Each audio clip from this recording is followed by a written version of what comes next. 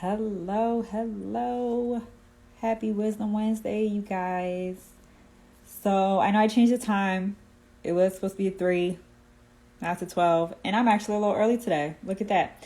But life stuff happens. And so I didn't want to forget about Wisdom Wednesday, so I still wanted to do it, but I just had to move the time. So I appreciate you guys being flexible. As always, if you can't hop on at any given time, you can always catch the replay on my IGTV, or they get posted on my YouTube channel, which you can go to the link and subscribe if you want to do that. But today we are continuing the series about beyond social media and ways that we should be marketing our businesses outside of Instagram, Facebook, TikTok, in case those things don't work. And I wanted to focus today on email marketing. I said last week that I didn't want this to be the first one because I know you guys were bombarded with that message that you should have an email list after Instagram and Facebook went down. And you should have an email list, but it's just one of many facets of marketing you should be using. So last week we talked about blogging and how that can really help cement yourself as an expert and really create value for potential clients and help people. It can help build your email list and bring people to your website. It helps with SEO, host of reasons for that. Check out the replay from last week. Today, though, we are going to be talking about email lists and why you should have an email list. So I said last week, and I'll reiterate it again, that the only two things that you own in your business are your email list and your website. Everything else is subject to the whims of technology. Of course, your website can go down, but that's an infrequent type thing. But you own the information when people choose to sign up for your email list. You get to speak directly to your clients or potential clients when they sign up for your email list. Those are warmer leads. They're people who want to hear from you. So you want to have an email list. You can't control what the algorithm on social media does, right? We can't control if our posts are getting seen on Instagram or if we're going to get people in our Facebook group. It's hard and it takes continuous effort to build those things up. And so it's important to have an email list because that's what we can control. We can control how we speak to people through our emails. We can control what we want them to hear. It fosters a relationship with them and it can help lead to sales. So I wanted to just kind of quickly go over 5 different reasons why you should be using email marketing, why it's important, and then really I'm going to go over kind of the basis too of how to set up a good email, right? So first, let's talk about why you need an email list. Number 1, and this should have been made clear when Facebook and Instagram went down, it's a backup for social media. I'm sure when they went down, you probably got a whole host of emails saying, oh, social media is not working, but here we are, we're still here. And then of course, once it started working, you saw a whole bunch of people popping up with why you need to have an email list because we can't control Facebook and Instagram. And it's true. We can't control what the algorithm says. We can't control whether our posts are being seen, but we can control what we are able to send to people. So by having an email list, it allows us to talk directly to the people who are interested in hearing from us. It's not subject to the whims of social media. We control what we're saying. We control who sees it. And so you want to have an email list as a backup to any type of social media. It's important. You definitely need one. You don't need one right away, but it's important to start fundamentally building an email list. Number 2, an email list helps build personal connections. So there are things, of course, that I share on here on social media about my family and friends. I share lots of stuff in stories, but I also share things on my email list that I don't share with the general community. Like I put out a personalized birthday message last week for my birthday that I shared with my email list. I put pictures that I don't really show on social media. I sent to my email list. So it helps build that connection in a way that's different than social media does.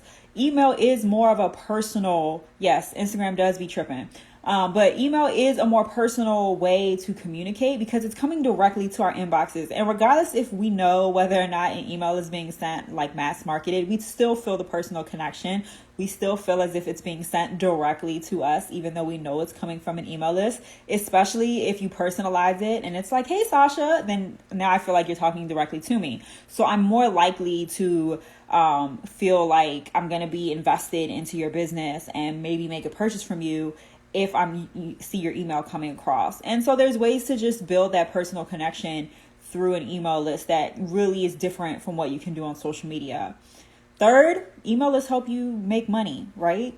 we're all in businesses. That's why we want to have businesses, right? To make money. Emails help do that. One way, especially if you're in a product-based business, or even if you're in a service-based business, you can prompt sales to your email list that are exclusive to those who are on the email, that aren't to everyone else. Those are going to be your more likely customers or consumers anyway, because they've taken that additional step to put an email address they want to hear from you. So they're already primed to make purchases from you. If you give them exclusive deals or setups that are just for them, they're more likely to take advantage of that because they want to hear directly from you.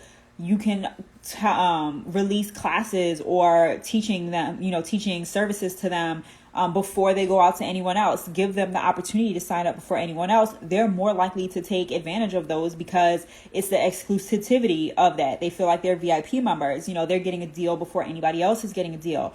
They're more likely to take advantage of things like that than nobody else is going to do. So your emails are definitely a way to make money in your business.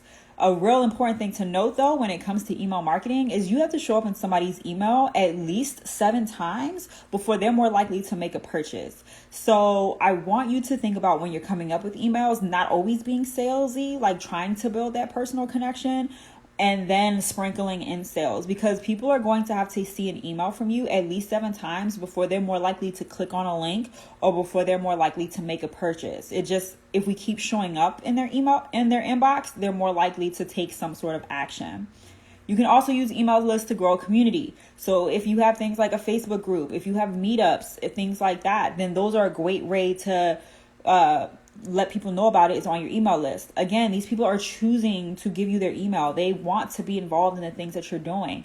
I invite people to my Facebook group all the time via my email list, because that's where I'm building a community at. It lets them become exclusive members of this community, and it helps just bring like-minded people together. The community that you're building via your email list is because these people are interested in the content that you have to share. Whatever your expertise is, whatever your business is, they want to hear more about it. So the people who are on your email list are more likely to be your people. They want to know whatever you have to share. And it's easier to just create that community in your email list than trying to do it in a more organic way that's coming through a Facebook group and trying to get people to join a Facebook group versus having an established group via an email list. And lastly, email lists provide measurable analytics that are important to help you figure out how to market to your clients in ways that social media can't sometimes. So with good email providers, you're going to have things like open rates, click rates. You can do A/B testing, which is ways to figure out how certain marketing is working, how certain subject lines are working. And so those are great ways to figure out how your messaging is working in terms of, are you able to convert people into sales? I wouldn't put too much stock in open rates, because Apple and a lot of email service providers are changing their privacy policies. So that way, if you have an email provider like Flowdesk, that's what I use, MailChimp, ActiveCampaign, any of those, they can't actively, they won't be able to tell whether or not an email has been opened. But so the numbers can be a little inflated and or decreased depending on where they're opening their emails, because they're going to be blocked from seeing that. But you can use something that's more valuable, which is click rates. And that's if somebody's actually clicking on the links in your emails. That's a great way to determine whether or not your marketing is working. What are they clicking on? What type of content are they interested in? If you are able to send A and B campaigns, essentially the same email messages, but with 2 different subject lines, which one is getting opened more? That's going to give you great insight into how you can differentiate your marketing and which one is getting a better response. So you can use those types of analytics in your email marketing to really help with your marketing generally, whether it's social media, blogging, or anything, because you can figure out which subject lines, what type of, conversation, how are you talking, how are you speaking, what are you offering? You can figure out which is going to work better when it comes to email marketing. So those are just 5 reasons why you should be having an email list. Again, it's not necessary to have one in order to market your business, but it is the information that we own. And these people, I'm going to keep saying this, are signing up to hear from you. It takes a lot for people to put in an email address, right? Like, to get them to take that step. I've gone to several websites where, the pop-ups come up and it's like, especially shopping, save 15%, enter your email. If I know I'm not really going to buy from them and I don't feel like getting all of their emails because I know that's what they're going to be doing is just sending a whole bunch of emails, I'm not putting my email in. But if I'm giving you my email address, it's because I'm interested in some way about the content that you're sharing. So these people are already primed to hear from you. So you need to take advantage of that by having an email list and having a warmer audience than just shooting the shit out there in social media and hoping people bite. So now that I've kind of covered a little bit about why you need an email list, let's talk about how to really target emails to the right people. So first thing, you want to build a targeted email list. That's getting the core of your people, whether that's offering some sort of freebie, some way to get them that identifies them as really being into your content. They're going to be signing up for a special promo that you have, or like a freebie, like I said, that directly ties into your business. That's how you build a targeted email list.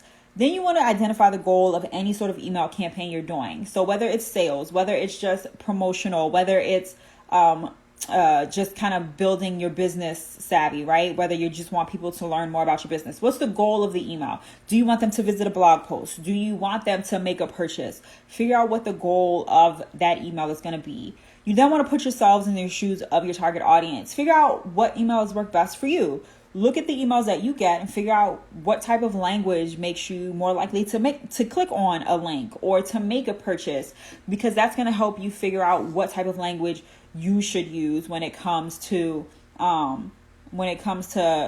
designing your own emails. You want to plan and design your emails, especially if you're doing launching, right? If you're launching any sort of product, it's not just one email. Any sort of service, it's not just one email. You want to have a series of emails where you're talking about whatever's coming out, whatever's new, and you're progressing through those emails. You're reminding people that this is something new that you have coming out, and you want to have follow-ups. So let's say you're launching something on the 21st, tomorrow. You should have been sending out emails for the past 3 weeks about how this is coming. It doesn't have to be a lot, maybe just once a week, saying, oh, this is coming, get people excited about it. When tomorrow comes, you drop it, really build it up. But then you have follow-up campaign emails too that talk about, oh, don't forget, you don't want to miss out on this. It's really exciting. And that's how you kind of progress people into making purchases. You want to have a series of emails. So you want to plan that out and design them in a way that makes sense and is really kind of pushing your project or product or service. Next, you want to make sure that you're writing attention-grabbing subject lines. What we see in that subject is going to make us more likely to open and click on an email. And this is where A and B testing really works out well, because you can see which subject lines are going to work better. Think about questions. Think about the email subject lines that make you open emails. What do they look like? What do they say? Those are going to be the subject lines that are more likely to get you interaction in your emails as well. You want to make sure you're writing personalized copy. Try to keep it short. Try to keep it simple. A lot of people don't like long form emails, although I know that's what some people write. A lot of people don't have time nowadays and they're not going to, let's be honest, read all of that. So try to keep it short. A lot of email service providers allow you to personalize emails. So as long as somebody is entering their first name when they're signing up, you can make it so that you're saying, hey girl, or hey Sasha, or, let it know that it's to them personally. That makes people more likely to open up their emails. And so you want to try to keep it short, sweet, simple, and personalize it if you can. You want to make sure that you're including strong calls to action. That goes back to, what is the purpose of the email? What's the purpose of your campaign? Put a button. If you want people to go to a blog post, don't just put the link to the blog post within the copy of the email. Put a button. Read the latest blog post. Click here. Put the button. Make it clear and obvious what you want people to do.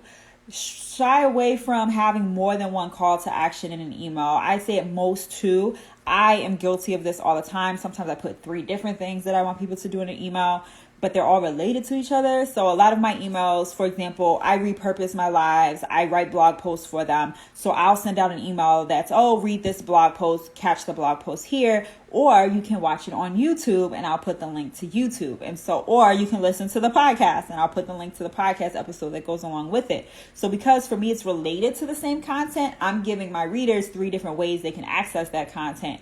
So in that case, it doesn't really matter because it's still the same type of way to get to a content. But you want to shy away from people like, oh, read the blog post, or, oh, come make this purchase.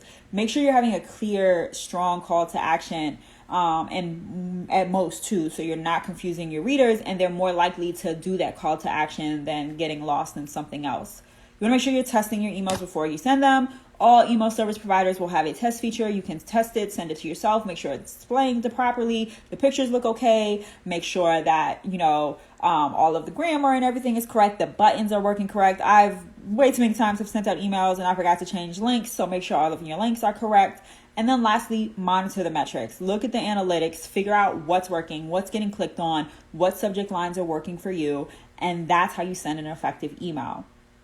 Emails work. There's a reason why companies still use emails. There's a reason why we all get emails and we sign up for emails all the time. They work. They are more likely to convert sales. So you want to make sure that you're having an email list.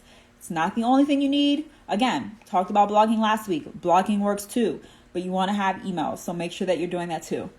Next week, I'm talking about funnels, and that's going to be a more in-depth way of how to get people into your email list or into a specific sales funnel, and then how to create that funnel in a way that's going to convert people into whatever you're trying to convert them to. So that's going to be the last one in our series. I'm pretty sure that's the last one in our series, is funnels. Yes, that's the last in the Beyond Social Media series. So make sure that you're coming next Wednesday to hear me talk about funnels and everything that goes into that. I want to know how your email works for you. Do you have good email marketing? Are you struggling with email marketing? Let me know in the comments. I would love to hear. And I will see you guys next week for another Wisdom Wednesday. Bye, guys.